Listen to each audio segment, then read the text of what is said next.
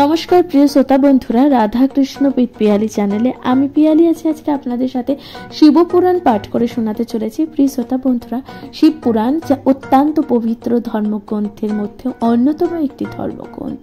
প্রিয় শ্রোতা বন্ধুরা, আমাদের প্রত্যেকের অবশ্যই শিবপুরাণ জানা বা পড়া উচিত। প্রিয় শ্রোতা বন্ধুরা, আজকের আলোচ্য বিষয়বস্তু জ্ঞান সংহিতা।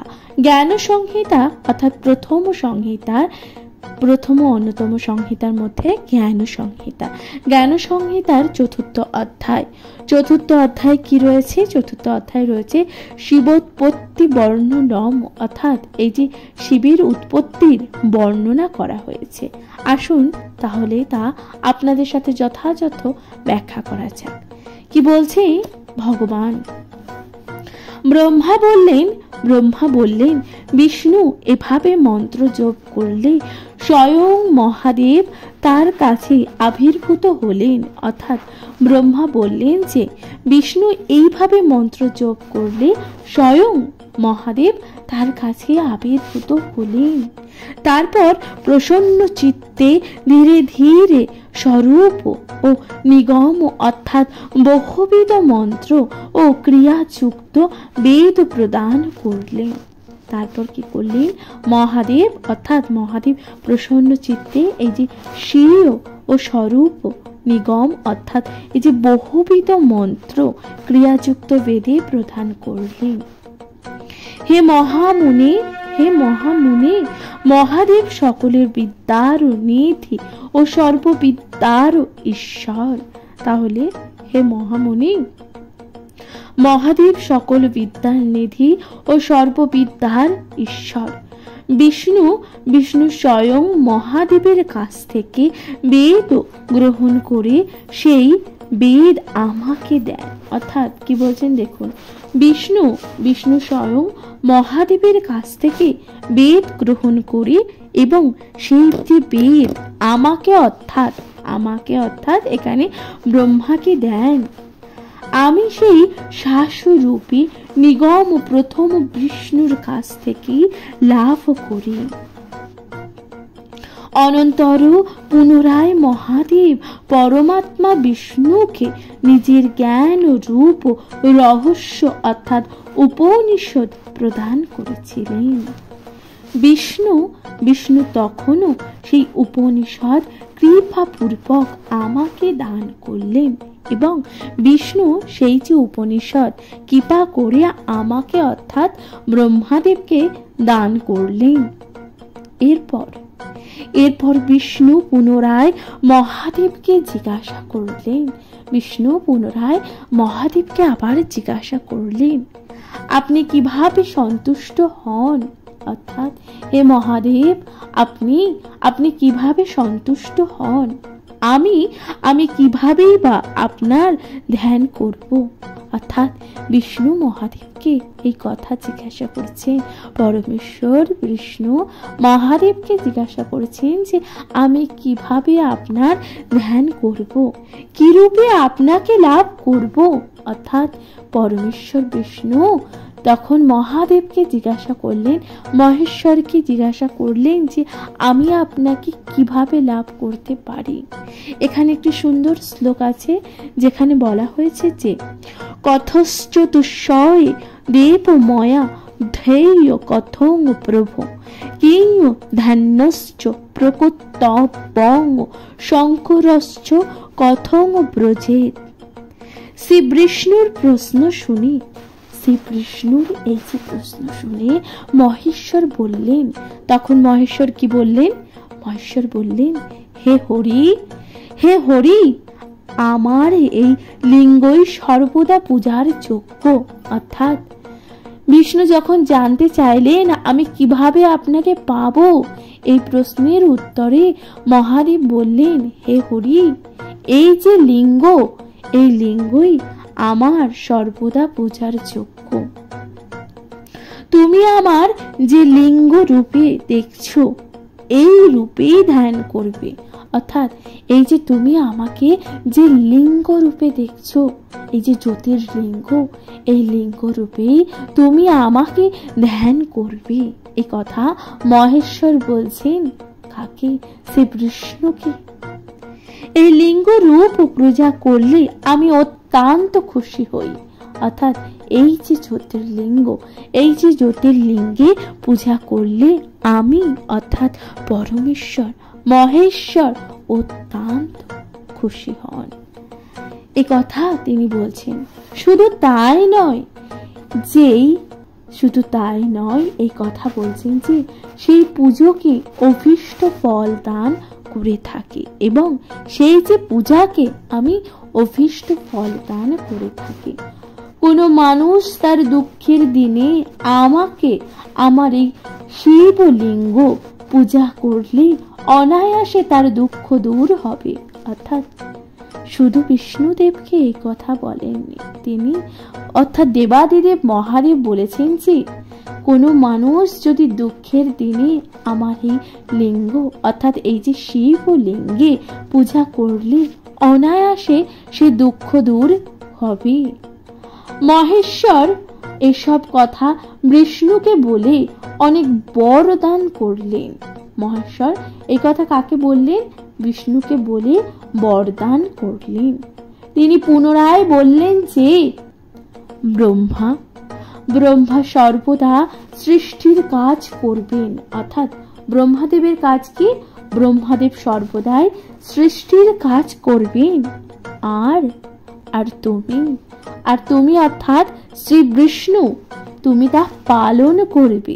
তাহলে ব্রহ্মাদেব সৃষ্টির কাজ করবে আর তুমি এই যে ধরাধাম এই যে সৃষ্টিকে পালন করবে। এই কথা মহেশ্বর বললেন। একদা বলে মহাদেব বিষ্ণুকে সেই যে মঙ্গলকর পূজা বিধি প্রদান করলেন। এই কথা বলে মহাদেব শ্রী বিষ্ণুকে মঙ্গলকর যে পূজা বিধি আছে তা প্রদান করলেন। পরে আরো অনেক কিছু আশ্বাসও দিলেন। অনন্তর বিষ্ণু সেই অনন্ত চতুর্বেদ রূপী সৃষ্টি স্থিতি ও প্রলয়কর্তা সর্বময় বরদানকারী মহেশ্বরের স্তব করতে লাগলেন। অর্থাৎ শ্রী বিষ্ণু তখন মহেশ্বরের স্তব করতে লাগলেন। কি বলছেন এখানে স্তবে? একাক্ষরায় দেবায় আকার আত্ম রূপিণী উকার দিব দেবা বিদ্যারূপায় তে নমো তৃতীয়ায় মকরায় শিবায় পরমাত্মনে জলায় জলপাশয় নমস্তে জলাশি শায়িনে চিত্তায় চিত্তরূপায় স্মৃতিরূপায় তে নমো জ্ঞানায় জ্ঞানম মন্নায় নমস্তে পরমাত্মনে হিরণ্য বাহবে ভূতং তুক্তং নমন্তে হেতু রসয়ে কপর্দিনে নমস্তাভ্য নাগঙ্গ ভরনায় চ। এখানে বলছেন যে এই যে শ্লোকটি বলছেন এই যে মহাদেবের মহেশ্বরের এই যে স্তব করলেন, স্তবের অর্থ কি? একাক্ষরূপী অকার উকার স্বরূপ আত্মরূপী আদিদেব আপনাকে নমস্কার। অর্থাৎ এই যে আদিদেব আপনাকে নমস্কার করলাম। তৃতীয় মকারাত্মক পরমাত্মা জলরূপী জল দ্বারাই পূজ্য। অর্থাৎ মহাদেব জল দ্বারাই পূজ্য। অর্থাৎ সামান্য জলে কিন্তু মহাদেব পূজ্য। জলাশয় আপনাকে নমস্কার। আপনি চিত্ত স্বরূপ অন্তঃকরণ স্বরূপ এবং স্মৃতি স্বরূপ জ্ঞান স্বরূপ পরমাত্মা এবং জ্ঞান গম্য আপনাকে নমস্কার। আপনি হিরণ্য বাহু হিরণ্য রেতা আপনি কদর্পী এবং নাগাভরণ ও সর্বব্যাপী আপনাকে নমস্কার। আপনি নিধি সমূহের গতি লিঙ্গি লিঙ্গরূপী তেজ স্বরূপ তেজের আধার শাশ্বত ওঙ্কার রূপী সর্বজ্ঞ ঋষি স্বামী যোগী বরিষ্ঠ বাড়ি গর্ভ আপনাকে কোটি কোটি নমস্কার। এইভাবেই মহাদেবের স্তব করছেন কে? শ্রী বিষ্ণু। শ্রী বিষ্ণু তিনি মহাদেবের স্তব করলেন এবং তিনি মহাদেবকে এইভাবেই প্রণাম জানালেন। বিষ্ণু ব্রহ্মার সহিত একত্রে স্তব করে এবার বিরত হলেন। বিষ্ণুদেব তখন কি করলেন? ব্রহ্মার সহিত একত্রে স্তব করে তখন এবার সেখান থেকে বিরত হলেন। সুত বললেন যে এরপর মহেশ্বর অতীব খুশি হলেন। এবং বললেন, হে সুর শ্রেষ্ঠ দয়, আমি তোমাদের ওপর অতীব প্রীতি হয়েছি, অর্থাৎ আমি তোমাদের ওপর অত্যন্ত খুশি হয়েছি। আমাকে মহাদেব রূপে দর্শন করো। মনে করো কোনো রকম ভয় রেখো না, অর্থাৎ মনে কোনো রকম ভয় রেখো না। তোমরা দুজনেই আমার ইচ্ছায় প্রকৃতি থেকে উৎপন্ন হয়েছ, অর্থাৎ শ্রী বিষ্ণুদেব এবং ব্রহ্মাদেব ভগবান মহেশ্বরের কৃপায় এবং মহেশ্বরের ইচ্ছায় এই যে প্রকৃতি থেকে তাদের উৎপত্তি হয়েছে এবং তারা উৎপন্ন হয়েছে। আমি তোমাদের নিগুণ রূপকে 3 প্রকার বিভক্ত করে সেই ভাগগুলিকে গুণের সঙ্গে যুক্ত করেছি। আমার ডান দিকে ব্রহ্মা, বাঁ দিকে বিষ্ণু এবং হৃদয়ে পরমাত্মা অবস্থান করেছেন। তোমরা এখন যেমন খুশি বর প্রার্থনা করো, আমি তোমাদের ইচ্ছা পূরণ করব। অর্থাৎ মহেশ্বর বললেন ব্রহ্মা এবং বিষ্ণুকে, তোমরা তোমাদের ইচ্ছা মতো বর প্রার্থনা করো, আমি তা অবশ্যই পূরণ করব।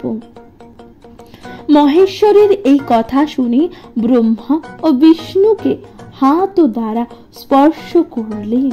তখন নারায়ণ সানন্দে লিঙ্গস্থ পরমেশ্বরকে প্রণাম করলেন। প্রণাম পূর্বক বললেন যে, যদি আমাদের ওপর আপনার প্রীতি উৎপন্ন হয়ে থাকে, তাহলে এই বর দিন যেন আপনাতে আমাদের নিত্য ভক্তি থাকে। অর্থাৎ এই যে যখন এই কথা বরদান চাইলেন, বরদান চাওয়ার কথা মহেশ্বর বললেন, তখন শ্রী বিষ্ণু মহেশ্বরকে প্রণাম করে বললেন, এই বর দিন যে বরের কারণে চিরটা কাল আমরা যেন আপনার ভক্ত হিসাবে থাকতে পারি। মহেশ্বর এই কথা শুনে ব্রহ্মা ও বিষ্ণুকে বললেন যে, তখন কি বললেন? মহাদেব অত্যন্ত খুশি হয়ে তাদের বললেন, হে দেবোদয়, তোমরা দুজনে আমার কার্যের জন্য সৃষ্টি হয়েছ, অর্থাৎ তোমরা দুজনে আমার এই কার্যের জন্য সৃষ্টি হয়েছ। তোমাদেরকে আদেশ আমার কিছুই নেই, অর্থাৎ তোমাদেরকে আদেশ করার মতন কোনো আদেশ আমার নেই। এই কথা কি বলছেন? এ কথা মহেশ্বর বললেন। অনন্তর নারায়ণ শিবকে প্রণাম পূর্বক বললেন যে, আমাদের দুজনের বিবাদ অতি মঙ্গলের কারণ, অর্থাৎ আমাদের দুজনের এই যে বিবাদ অতি মঙ্গলের কারণ বিবাদের জন্য আপনাকে কাছে পেয়েছি। অর্থাৎ বিষ্ণু তখন বললেন, নারায়ণ বললেন যে, এই যে আমাদের দুজনের বিবাদ, এই যে ব্রহ্মা ও বিষ্ণুদেবের যে বিবাদ হয়েছে, তা অত্যন্ত মঙ্গলের কারণ এই বিবাদের জন্যই আমরা আপনাকে পেয়েছি, অর্থাৎ মহেশ্বরকে পেয়েছেন। আমাদের বিবাদ না থাকলে আপনি উপস্থিত হতেন না, অর্থাৎ এই যে যদি আমাদের বিবাদ না থাকতো, তাহলে আপনি এই যে আমাদের মধ্যে উপস্থিত হতেন না। এই কথা শ্রী বিষ্ণু মহেশ্বরকে বললেন। মহাদেব বললেন, আমাতে তোমাদের দৃঢ় ভক্তি হোক, অর্থাৎ আমার মধ্যেই তোমাদের এই যে দৃঢ় ভক্তি তা হোক। আমার আদেশে তোমরা দুজনেই আমার পার্থিব মূর্তি নির্মাণ করে পূজা করো। অর্থাৎ এই যে আমার আদেশ পেয়ে তোমরা দুজনেই আমার এই যে পার্থিব মূর্তি তা তোমরা নির্মাণ করো ও তারপর সেই মূর্তি পূজা করো।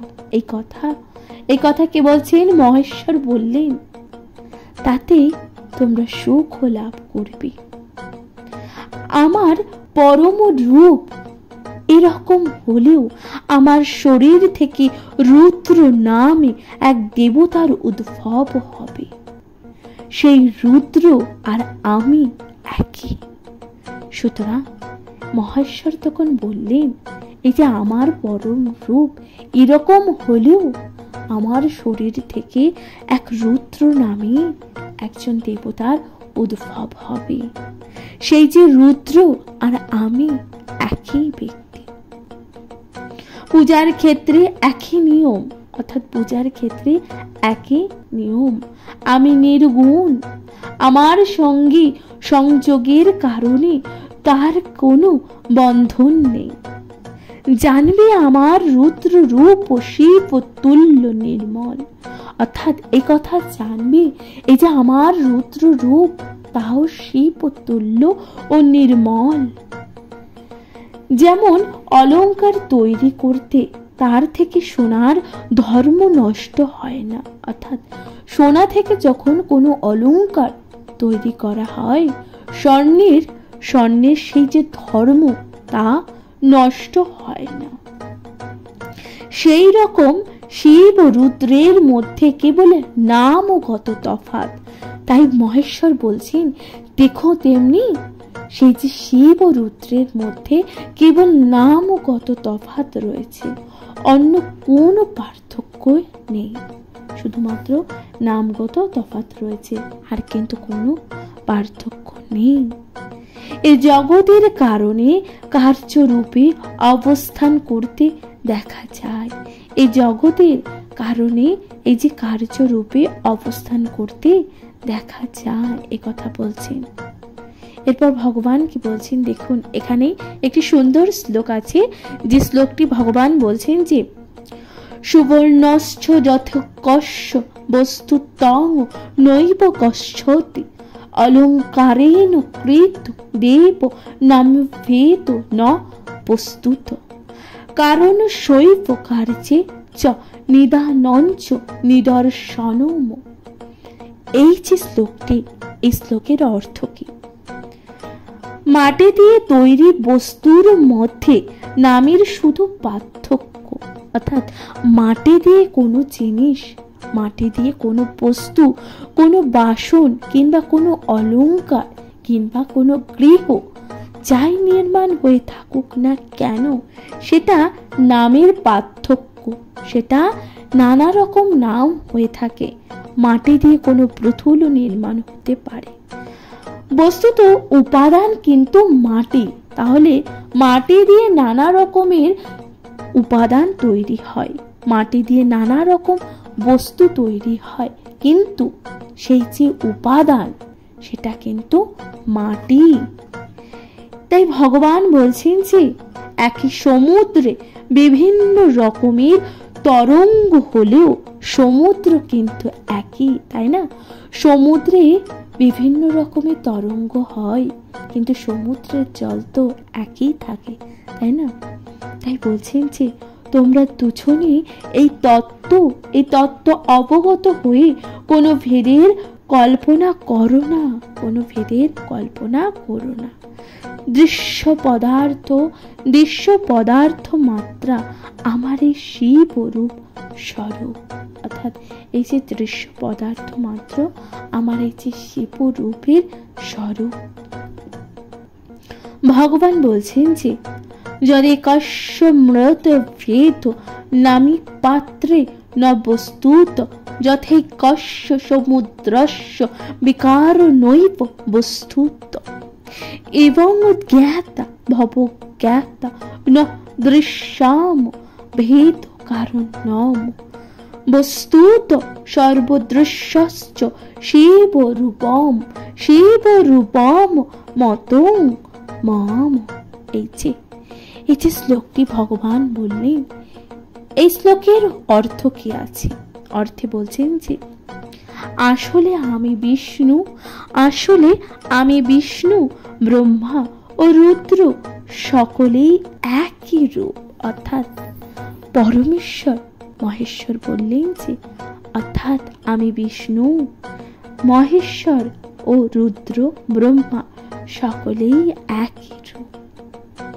এদের মধ্যে কোনো ভেদ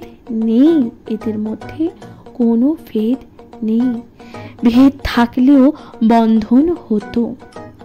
আমার এই শিব রূপ সনাতন এবং সকলের মূল স্বরূপ। তাহলে কি বলছেন?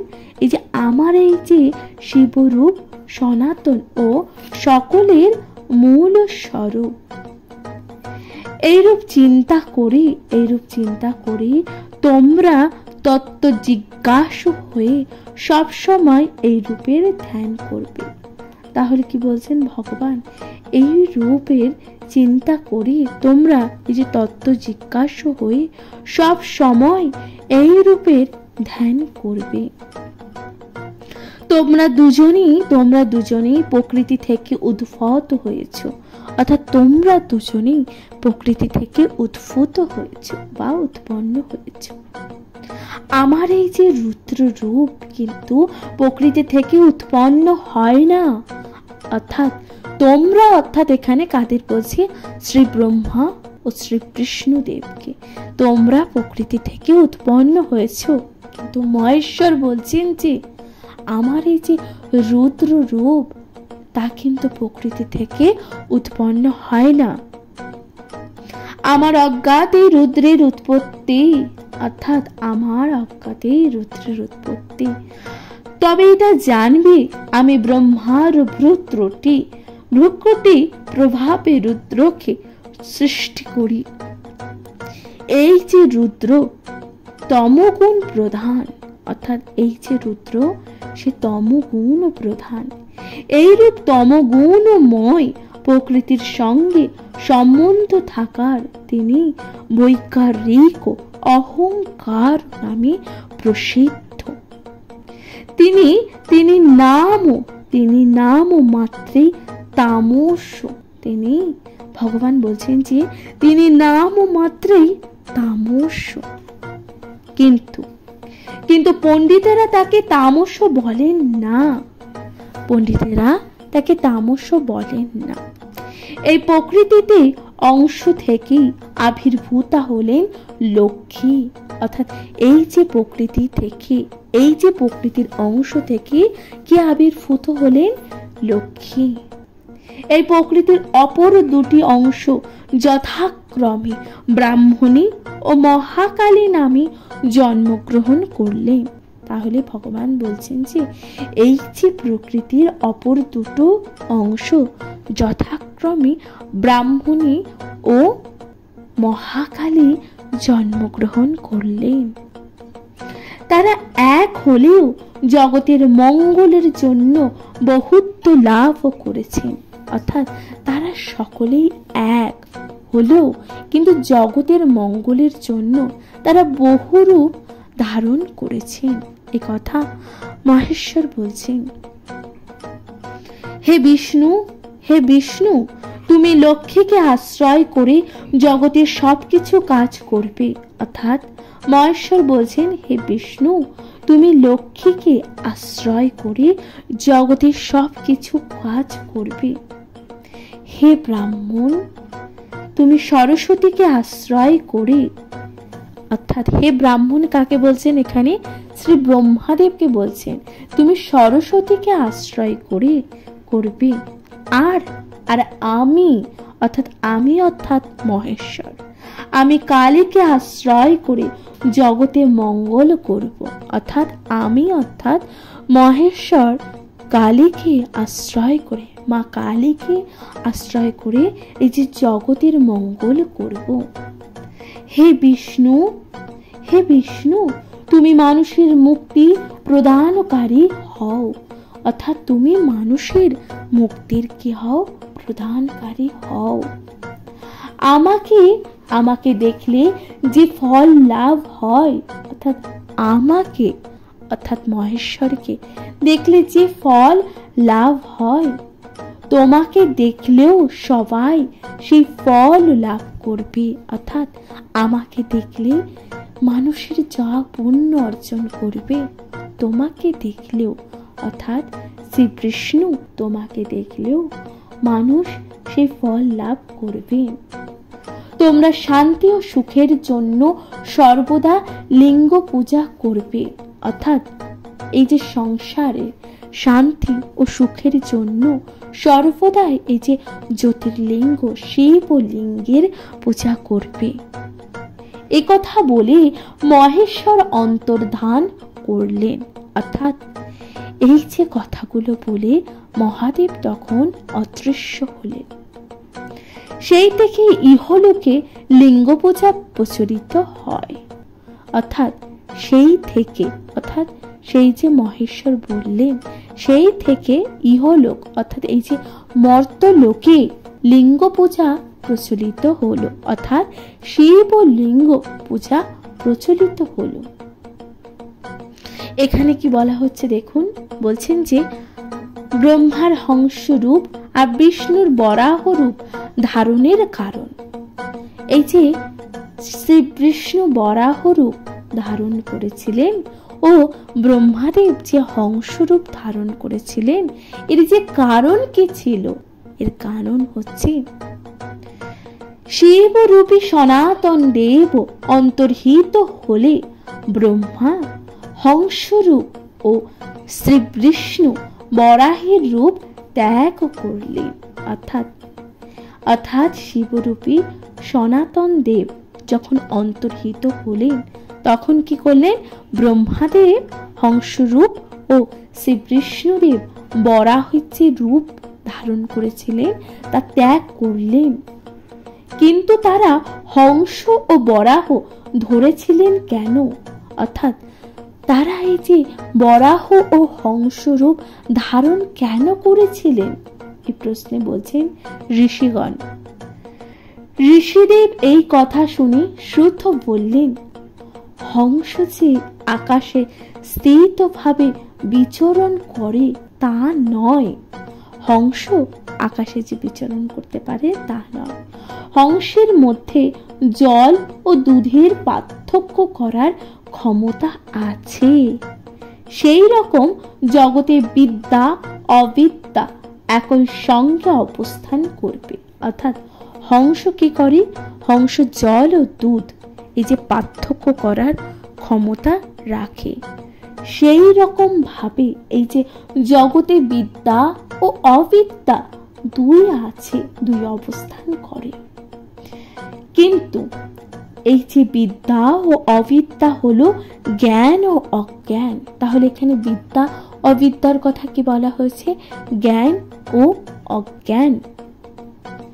এই উভয়ের তত্ত্বজ্ঞান জানার জন্য ব্রহ্মা তখন হংসরূপ ধারণ করেছিলেন। তাহলে ব্রহ্মাদেব কেন হংসরূপ ধারণ করেছিলেন? আশা করছি তা আপনারা বুঝতে পারছেন। ব্রহ্মাদেব এই কারণেই হংসরূপ ধারণ করেছিলেন। হংসের মধ্যে জল ও দুধের পার্থক্য করার ক্ষমতা আছে। অর্থাৎ হংসের মধ্যে কিন্তু জল ও দুধের এই যে পার্থক্য করার ক্ষমতা আছে। সৃষ্টি বিষয় জানার ইচ্ছা একই সঙ্গে নানা রহস্য বিষয় এই যে ব্যাপৃত হতে হবে। এই অবস্থান তত্ত্বজ্ঞান কিভাবে উৎপন্ন হতে পারে এই ভেবে এবং বরাহ নামে কল্পতে শুরু করার জন্যই এই যে বরাহ রূপকেই ধারণ করার কথা বিষ্ণু ভেবেছিলেন। তাহলে এইভাবে এই যে বরাহ রূপ ধারণ করার কথা শ্রী বিষ্ণু ভেবেছিলেন। আর সেই থেকেই তিনি বরাহ রূপ ধারণ করেছিলেন। অর্থাৎ সেই থেকেই শ্রী বিষ্ণু বরাহ রূপ ধারণ করেছিলেন। সেদিন থেকে যে কল্পের শুরু হয় তার থেকে তার নাম হয় বরাহ কল্প। বরাহ মানে শূকর, তাহলে বরাহ মানে কি? শূকর। সৃষ্টি প্রবৃত্তির বিষয় বরাহ অভিলাষ যুক্ত ও যুগোৎপত নানা কার্যে ব্যাপৃত থাকতে পারে। তাহলে এই যে সৃষ্টি স্থিতি এবং প্রবৃত্তির বিষয়ে বরাহ অভিলাষ যুক্ত এই যে যুগোৎপত্ত নানা কাজে ব্যাপৃত থাকতে পারে। প্রিয় শ্রোতা বন্ধুরা, তাহলে এখানে সমাপ্ত হচ্ছে চতুর্থ অধ্যায়। আশা করছি তা আপনাদের ভালো লেগেছে। শিবপুরাণ কেমন লাগলো অবশ্যই আপনাদের গুরুত্বপূর্ণ মতামত দিয়ে জানাতে ভুলে যাবেন না। তাহলে এখানে চতুর্থ অধ্যায় শিবোৎপত্তির যে বর্ণনা, যা শিব উৎপত্তির যা বর্ণনা আমি আপনাদের সাথে যথাযথ আলোচনা করলাম। প্রিয় শ্রোতা বন্ধুরা, আশা করছি তা আপনাদের ভালো লেগেছে। তাহলে এখানে সমাপ্ত হচ্ছে শিবপুরাণ। আশা করছি তা আপনাদের ভালো লাগছে। প্রিয় শ্রোতা বন্ধুরা, চ্যানেলে প্রথমবার হয়ে থাকলে অবশ্যই চ্যানেলটিকে সাবস্ক্রাইব করে দেবেন, লাইক কমেন্ট শেয়ার করে পাশে থাকবেন, শুনতে থাকবেন শিবপুরাণ। আগামীকাল খুব তাড়াতাড়ি আপনাদের সাথে দেখা হবে শিবপুরাণের নতুন অধ্যায় নিয়ে, অর্থাৎ পঞ্চদশ অধ্যায় নিয়ে। ততক্ষণ অবধি ভালো থাকবেন, সুস্থ থাকবেন, তথা শিবপুরাণ অবশ্যই শুনতে থাকবেন। কমেন্টে লিখতে একদমই ভুলে যাবেন না। জয় শ্রী রাধা কৃষ্ণ ও হর হর মহাদেব।